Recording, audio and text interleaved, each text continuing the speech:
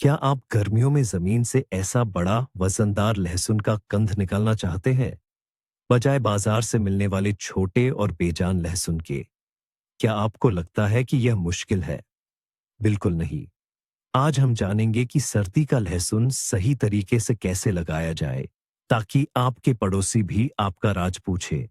और मैं वादा करता हूं, आपको एक ऐसी घातक गलती के बारे में पता चलेगा जो शुरुआती लोगों की 90% फसल बर्बाद कर देती है। सर्दी का लहसुन सिर्फ एक किस्म नहीं है, यह एक पूरी रणनीति है। बसंत में बोए जाने वाले लहसुन के उलट, सर्दी का लहसुन सर्दियों की ठंड का इस्तेमाल अपने फायदे के लिए करता है। यह बर्फ के नीचे कठोर होकर मजबूत बनता है, ताकि बसंत में अविश्वसनीय शक्ति के साथ तेजी से बढ़ सके। यही वजह है कि यह ज्यादा बड़ा और दमदार होता है। तो आइए इस पूरी प्रक्रिया को चरण दर चरण समझते हैं। और हम शुरुआत करेंगे सबसे बुनियादी बात से, उस सवाल से जो 90% सफलता तय करता है, लहसुन बोने का सही समय। लगता है कि जितना जल्दी बोओगे उतना ही अच्छा होगा, है ना? लेकिन लहसुन के मामले में ऐसा नहीं होता।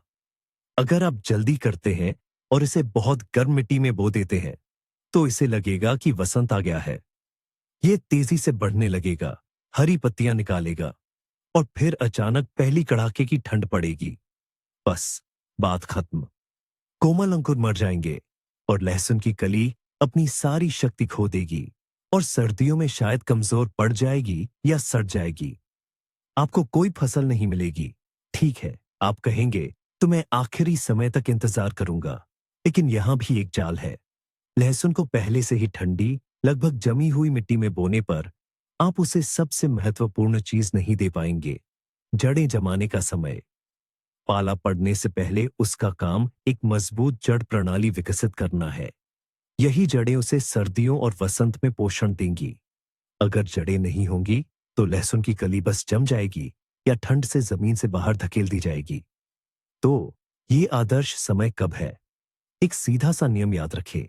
सर्दियों वाला लहसुन लगातार पाला पड़ने से 3-4 हफ्ते पहले बोया जाता है। आपका काम उस समय को पकड़ना है जब बोने की गहराई पर मिट्टी का तापमान लगभग 10 डिग्री सेल्सियस तक गिर जाए। मध्यवर्ती क्षेत्रों में यह आमतौर पर सितंबर के अंत से अक्टूबर के मध्य तक होता है। लेकिन सिर्फ कैलेंडर पर ही भरोसा न करें। आपका मुख्य सलाहकार आपके क्षेत्र का दीर्घकालिक मौसम पूर्वानुमान है। सही समय का चुनाव तो कर लिया गया, लेकिन अगर आप गलत लहसुन लगा देंगे, तो सबसे अच्छा दिन भी बेकार हो जाएगा। जी हाँ, लहसुन भी कई तरह का होता है, और सर्दियों में बोने के लिए हमें एक बिल्कुल खास प्रकार का लहसुन चाहिए। मुख्यतः दो प्रकार के लहसुन होते हैं। गर्मी का लहसुन, जिसे बसंत या गर्मी में बोया जाता है, और सर्दी का लहसुन, जिसकी बुवाई पतझड़ में होती है। इन्हें कैसे पहचानें? बहुत आसान है। एक लहसुन की गांठ को हाथ में ले।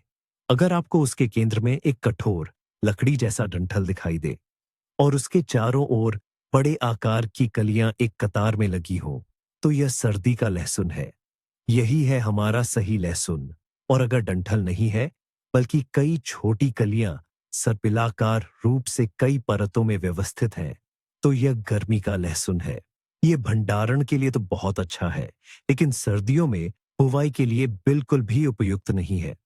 इसकी आनुवंशिक संरचना अलग होती है।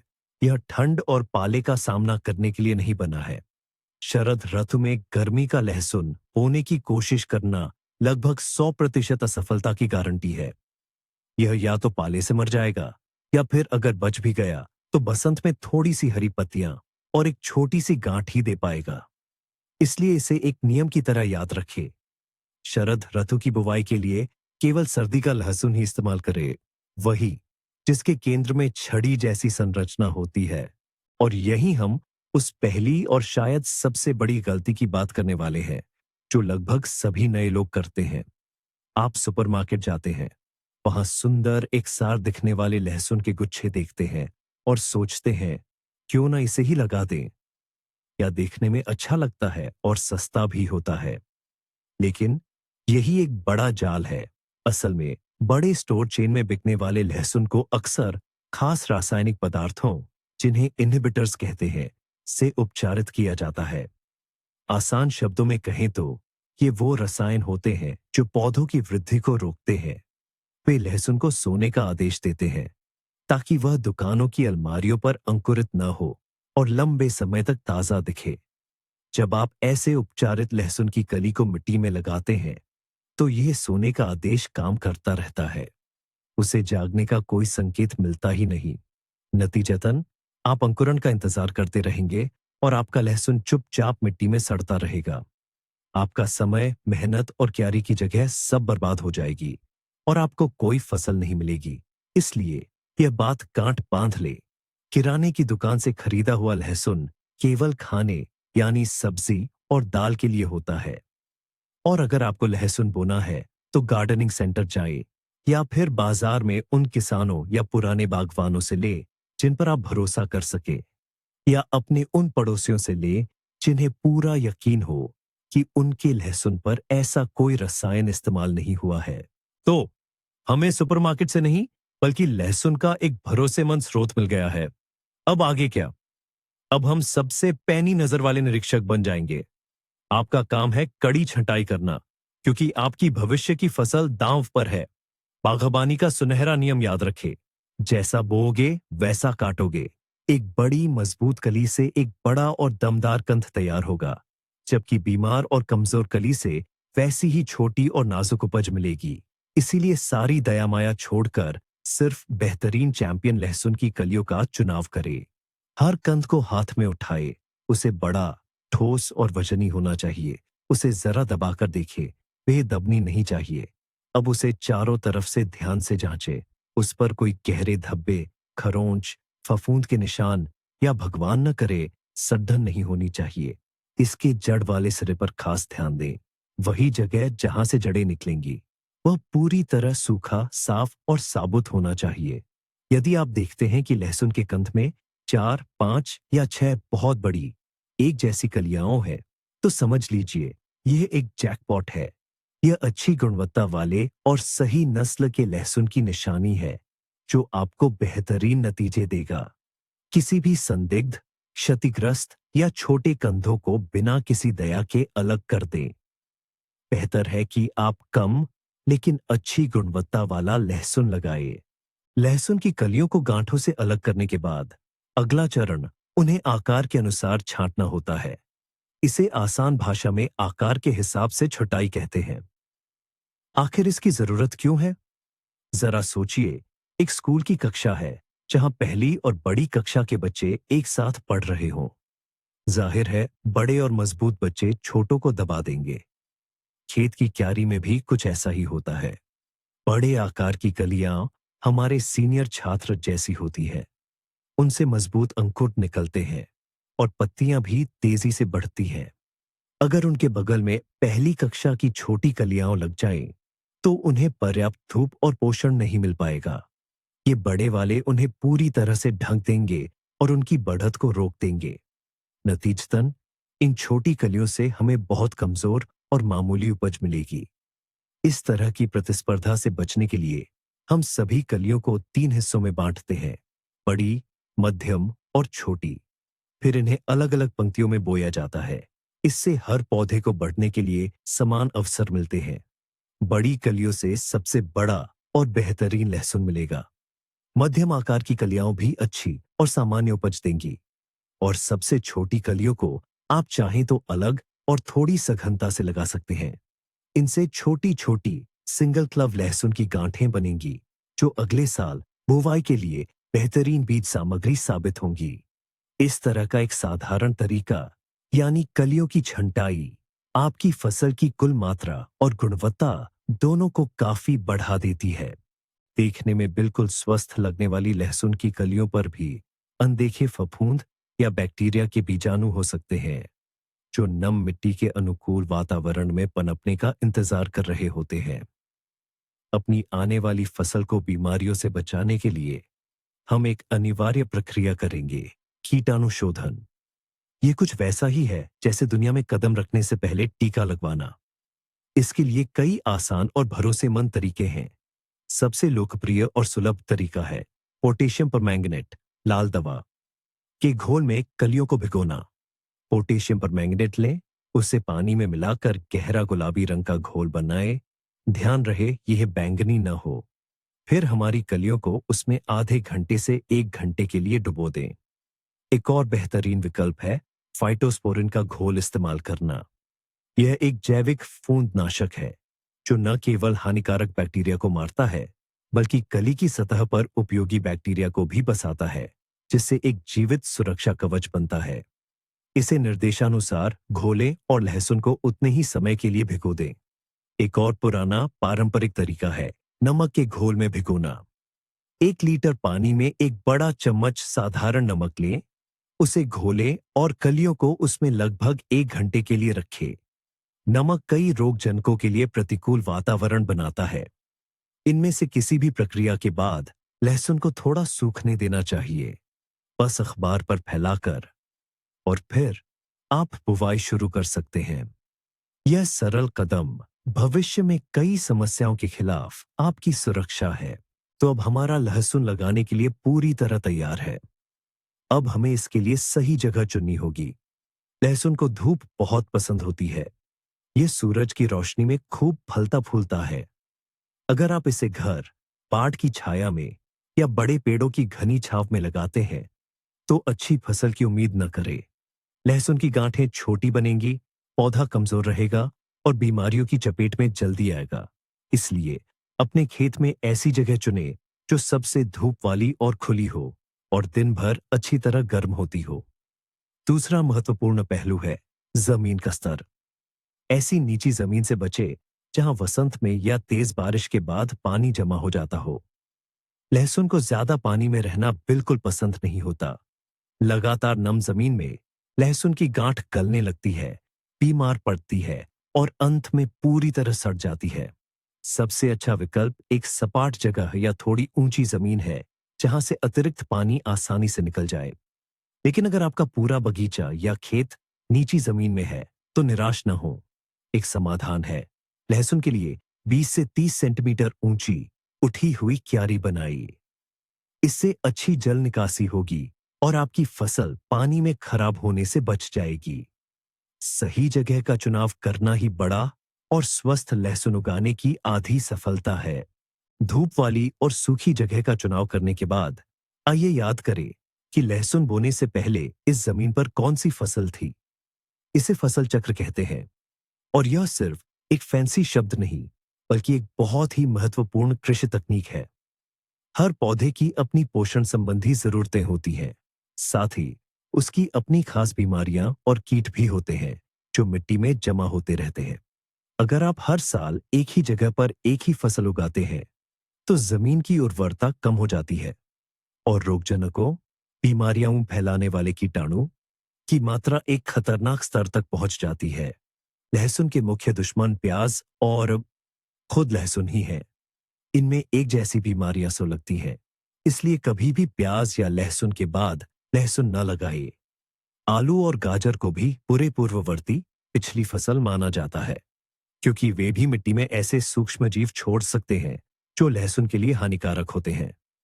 तो ऐसे में लहसुन से पहले कौन सी फसलें सबसे अच्छी मानी जाती है?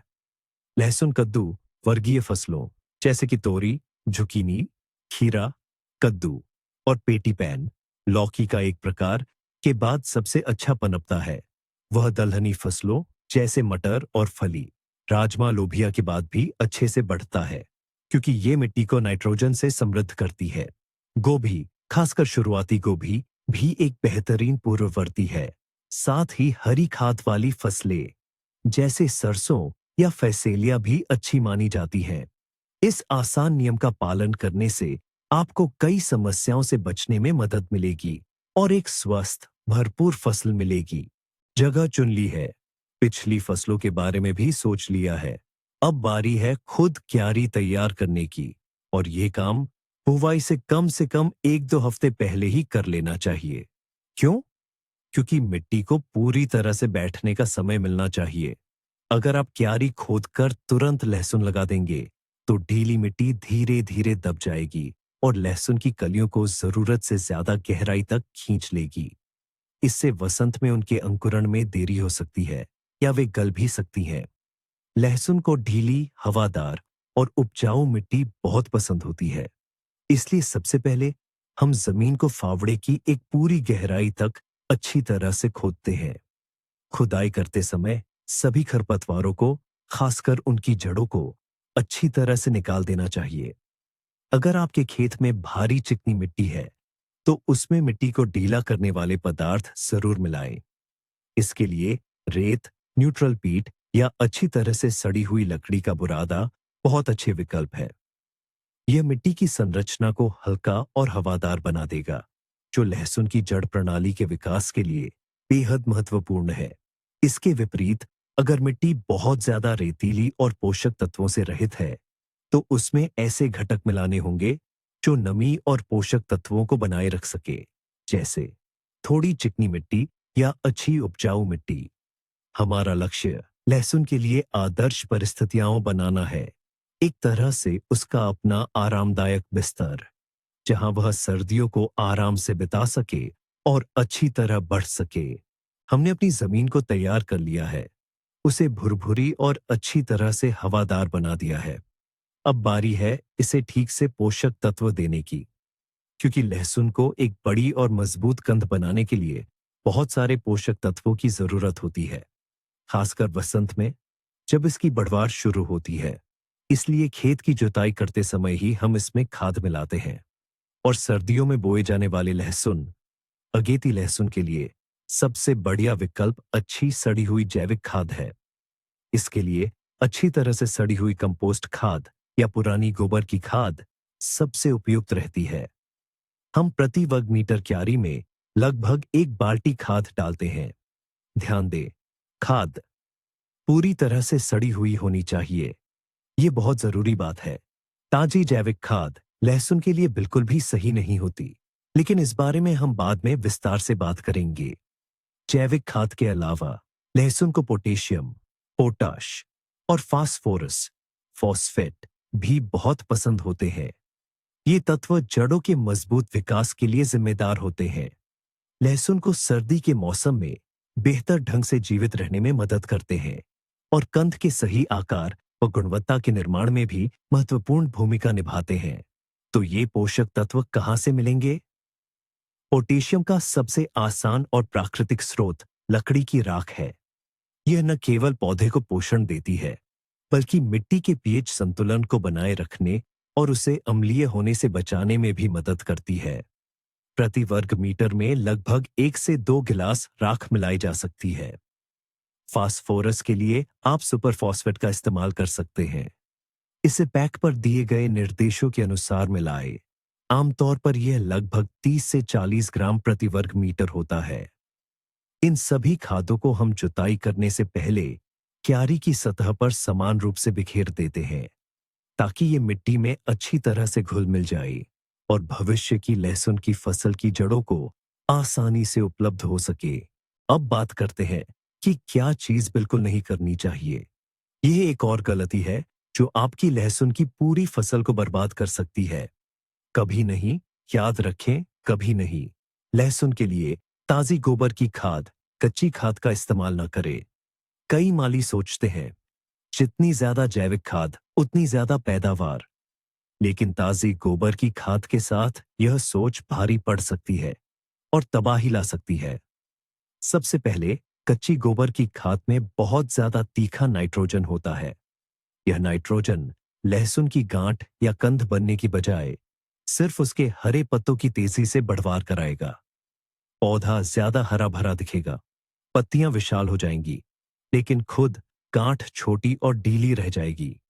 ऐसा लहसुन ठीक से स्टोर भी नहीं हो पाएगा और जल्दी खराब हो जाएगा। दूसरा, ताजी गोबर की खाद विभिन्न फंगल बीमारियों और हानिकारक बैक्टीरिया के लिए एक सच्चा अड्डा होती है। इसे मिट्टी में डालने का मतलब है कि आप अपनी क्यारी को बीमारियों से संक्रमित कर रहे हैं। लहसुन की नाजुक जड़ें जल सकती हैं और सड़ने लगेंगी। ऐसी क्यारी में उगी गांठें फ्यूजेरियम और अन्य सड़ांत का शिकार होंगी। और तीसरा, कच्ची गोबर की खाद एक खतरनाक कीट, प्याज की मक्खी, अनियन फ्लाई को अपनी ओर आकर्षित करती है। तो इस नियम को गांठ बांध लें। लहसुन के लिए केवल अच्छी तरह सड़ी हुई कंपोस्ट या गोबर की खाद का ही प्रयोग करें, जो कम से कम 2 से 3 साल पुरानी हो। ताजी गोबर की खाद आपकी लहसुन की फसल की दुश्मन है। तो हमारी क्यारी तैयार है, उसे खाद देकर ठीक से तैयार कर लिया गया है। लहसुन की कलियों को छांट कर कीटाणु रहित कर लिया गया है।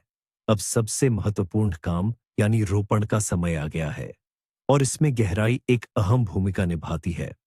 अगर लहसुन को बहुत कम गहरा बोया जाए तो पाला उसे जमीन से बाहर धकेल सकता है और वह सतह पर ही जमकर खराब हो जाएगा। वहीं अगर उसे बहुत ज्यादा गहरा बो दिया जाए तो वसंत ऋतु में उसे ऊपर आने में काफी मशक्कत करनी पड़ेगी, जिसमें उसकी बहुत ज्यादा ऊर्जा खर्च होगी और इसका असर लहसुन की गांठ के आकार पर पड़ेगा। तो फिर आदर्श गहराई क्या होनी चाहिए? एक सीधा सा नियम याद रखें। रोपण की गहराई लहसुन की एक कली की ऊंचाई के 3 गुना के बराबर होनी चाहिए। उदाहरण के लिए एक कली ले, उसकी ऊंचाई मापे, मान लीजिए वह 3 सेंटीमीटर है। इसे 3 से गुणा करें तो आपको 9 सेंटीमीटर मिलेंगे। ये कली के निचले सिरे से लेकर जमीन की सतह तक की सबसे अच्छी गहराई है। कोई गलती न हो, इसके लिए निशानों वाला एक विशेष मार्कर खूंटी बनाना सुविधाजनक रहता है। आप बस उसे सही गहराई तक जमीन में गाढ़ें, एक गड्ढा बनाएं, उसमें कली डालें और मिट्टी से ढक दें। यह तरीका सुनिश्चित करेगा कि आपकी सभी कलियां एक समान और सही गहराई पर हों, और इसका मतलब है कि वे सर्दियों को आरामदायक और सुरक्षित परिस्थितियों में गुजारेंगी। गहराई की बात तो हो गई, लेकिन बोने का तरीका या योजना भी उतनी ही महत्वपूर्ण है। जगह बचाने की उम्मीद में लहसुन को बहुत पास पास नहीं लगाना चाहिए। ऐसा करने से पौधे प्रकाश, नमी और पोषक तत्वों के लिए एक दूसरे से मुकाबला करेंगे। नतीजतन कुछ बड़े लहसुन की गांठों के बजाय आपको बहुत सारी लेकिन बेहद छोटी गांठें मिलेंगी। लहसुन को ठीक से विकसित होने के लिए जगह चाहिए। लगाने का सबसे अच्छा तरीका यह है, एक ही पंक्ति में लहसुन की कलियों के बीच लगभग 10 से 15 सेंटीमीटर की दूरी होनी चाहिए। यह हर पौधे को अच्छी जड़ प्रणाली और बड़ा पत्ती वाला गुच्छा बनाने के लिए पर्याप्त है, और वे एक दूसरे के विकास में बाधा भी नहीं डालेंगे। पंक्तियों के बीच की दूरी यानी पंक्तियों का अंतराल थोड़ा चौड़ा रखें, लगभग 20 से 25 सेंटीमीटर। इस दूरी से सबसे पहले सभी पौधों को अच्छी हवा और रोशनी मिलेगी, जिससे फफूंद संबंधी बीमारियां नहीं होंगी। और दूसरी बात, ये आपके लिए भी सुविधाजनक होगा। बसंत और गर्मियों में आपको मिट्टी को ढीला करना और खरपतवार निकालना होगा, और चौड़ी पंक्तियों के कारण आप यह काम पौधों को नुकसान पहुंचाए बिना आसानी से कर पाएंगे। तो जगह को लेकर कंजूसी न करें। अपने लहसुन को बढ़ने के लिए पर्याप्त जगह दें। वह इसके बदले में आपको बड़ी और स्वस्थ लहसुन की गांठें देगा। लग सकता है कि लहसुन लगाना कितना आसान है, बस एक कली जमीन में गाड़ दो और काम हो गया। लेकिन यहां भी एक छोटी पर बहुत जरूरी बात है। आप लहसुन की कली को गड्ढे में किस तरह रखते हैं, इसी पर उसकी आगे की किस्मत टिकी है। याद रखें, लहसुन को हमेशा सीधा लगाना चाहिए। उसका जड़ वाला सपाट हिस्सा नीचे की ओर और नुकीला सिरा ऊपर की ओर रहे। कली के नीचे के इसी सपाट हिस्से से जड़ें निकलेंगी और नुकीले सिरे से हरा अंकुर फूटेगा। अगर आप कली को तिरछा या इससे भी बुरा उलटा लगा देते हैं तो पौधे को सही दिशा में मोड़ने के लिए बहुत ज्यादा ऊर्जा खर्च करनी पड़ेगी। अंकुर को सूरज की तरफ आने के लिए जमीन के नीचे एक चक्कर काटना पड़ेगा। ये सारे करतब उसकी ताकत को कम कर देंगे, जो एक बड़ी गांठ बनाने में काम आ सकती थी। नतीजा ये होगा कि ऐसा लहसुन देर से उगेगा, कमजोर रहेगा और कभी भी पूरी उपज नहीं देगा। एक और जरूरी बात, कली को जमीन में जबरदस्ती नहीं दबाना चाहिए। ऐसा करने से आप जड़ वाले हिस्से को नुकसान पहुंचा सकते हैं और उसके नीचे की मिट्टी को सख्त कर सकते हैं, जिससे जड़ों का विकास मुश्किल हो जाएगा। कली को तैयार गड्ढे में आराम से रखें और उस पर बस पीली मिट्टी डाल दें। हमने अपना लहसुन लगा दिया है। सारी कलियां सीधी कतारों में जमीन में बैठ गई हैं। अब कई लोगों के मन में ये सवाल आता है, क्या इसे पानी देना चाहिए? क्योंकि आमतौर पर किसी भी पौधे को लगाने के बाद हम उसे पानी देते ही हैं। लेकिन सर्दियों में लगाए जाने वाले लहसुन के साथ मामला थोड़ा अलग है। इस पर बागवानों की राय अलग अलग है, लेकिन ज्यादातर अनुभवी बागवान एक ही नियम का पालन करते हैं। यदि आप लहसुन सूखी मिट्टी में लगा रहे हैं और जमीन वाकई सूखी है, तो हल्का पानी देना जरूरी है। इससे मिट्टी लहसुन की कली को अच्छी तरह से घेर लेगी, हवा के खाली स्थान भर जाएंगे और जड़ों के विकास को शुरुआती बढ़ावा मिलेगा। लेकिन पानी बिल्कुल हल्का होना चाहिए, बहुत ज्यादा नहीं। क्यारियों में दलदल जैसी स्थिति तो बिल्कुल नहीं बनानी चाहिए। अगर आप बारिश के बाद लहसुन लगा रहे हैं और लगाने की गहराई तक मिट्टी पर्याप्त नम है, तो पानी देने से बचना ही बेहतर है। ज्यादा नमी आने वाली ठंड के साथ मिलकर स्टौथशन और फफूंद पैदा कर सकती है। कली ऐसी गीली और ठंडी सर्दी में शायद जिंदा न रह पाए। इसलिए मिट्टी की स्थिति ही हमारा मुख्य मार्गदर्शक होनी चाहिए। सूखी हो तो थोड़ा पानी दें, नम हो तो जैसा है वैसा ही रहने दें। प्रकृति खुद नमी के जरूरी स्तर का ख्याल रख लेगी। अपनी क्यारी को सर्दियों के लिए तैयार करने से पहले ये रहा आखिरी और सबसे जरूरी काम, मल्चिंग। बहुत से नए बागवान इसे अनदेखा कर देते हैं, लेकिन ऐसा करना ठीक नहीं। मल्च आपके लहसुन के लिए एक गर्म कंबल की तरह है, जो एक साथ कई महत्वपूर्ण काम करता है। पहला, ये आपकी बोई हुई फसलों को अचानक तापमान में बदलाव और कड़ाके की ठंड से बचाता है, खासकर उन सर्दियों में जब बर्फबारी कम होती है। मल्च की परत के नीचे मिट्टी धीरे धीरे और उतनी गहराई तक नहीं जमती, जिससे लहसुन की कलियों को आरामदेह माहौल मिलता है। दूसरा, मल्च मिट्टी में नमी बनाए रखने में मदद करती है और सतह पर मिट्टी की सख्त पपड़ी बनने से रोकती है। वसंत में जब लहसुन बढ़ना शुरू करेगा, तो उसके लिए डीली परत से बाहर निकलना आसान होगा और उसके नीचे की मिट्टी नम और हवादार बनी रहेगी। तीसरा, वसंत और गर्मियों में मल्च खरपतवारों को बढ़ने से रोकेगी, जिससे आपकी क्यारी की देखभाल करना बहुत आसान हो जाएगा। अब सवाल यह है कि मल्चिंग किसके साथ करें।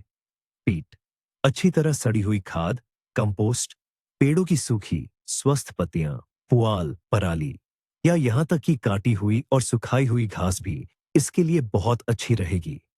मल्च की परत काफी मोटी होनी चाहिए, लगभग 5 से 10 सेंटीमीटर। घबराइए नहीं, वसंत में लहसुन आसानी से इसे भेदकर बाहर आ जाएगा। क्यारी को तुरंत बोने के बाद नहीं ढकना चाहिए, बल्कि पहली स्थायी पाले, जब हल्की ठंड पड़ने लगे।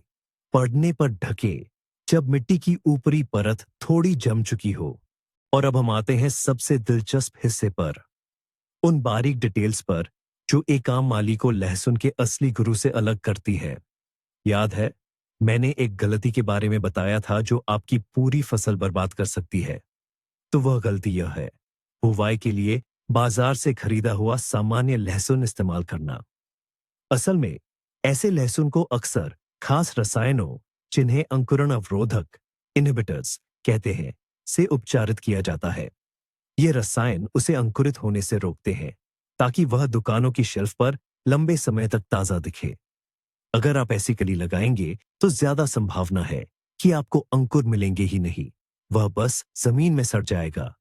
यह सिर्फ एक असफलता नहीं, बल्कि आपकी पूरी मेहनत का निश्चित तौर पर बर्बाद होना है। दूसरा अहम बिंदु, जिसे आप एक राज मान सकते हैं, वह है किस्म को समय समय पर ताजा करना। बेहतरीन से बेहतरीन लहसुन भी समय के साथ अपनी गुणवत्ता खो देता है।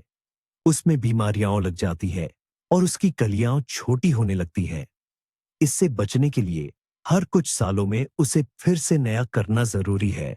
इसके लिए आपको नए बीज लगाने वाला लहसुन उन हवाई कलियों से तैयार करने होंगे, जिन्हें बल्बिल्स कहते हैं। ये बल्बिल्स लहसुन की डंठलों पर बनते हैं। यह तरीका आपको स्वस्थ, मजबूत और बड़े आकार का लहसुन देता है, जो फिर से आपको शानदार पैदावार से खुश करेगा। इन दो बातों को समझना ही साल दर साल लगातार अच्छी और ज्यादा पैदावार पाने की कुंजी है। तो चलिए संक्षेप में समझते हैं। सही समय, अच्छी गुणवत्ता वाला बीज जो सुपरमार्केट में नहीं पड़ा था, और अच्छी तरह से तैयार की गई क्यारी, यही 3 मुख्य बातें हैं जिन पर आपकी लहसुन की आने वाली शानदार फसल टिकी है। यह वीडियो अंत तक देखने के लिए आपका बहुत बहुत धन्यवाद। अगर आपको यह उपयोगी लगा तो लाइक करना और चैनल को सब्सक्राइब करना ना भूलें ताकि बागवानी के नए रहस्यों को आप मिस न करें। अब मेरा आपसे एक सवाल है, आपकी पसंद का सर्दियों में बोया जाने वाला लहसुन कौन सा है? या शायद आपके पास उसे लगाने का कोई अपना पारिवारिक राज हो? टिप्पणियों में साझा करें, पढ़कर बहुत दिलचस्प लगेगा।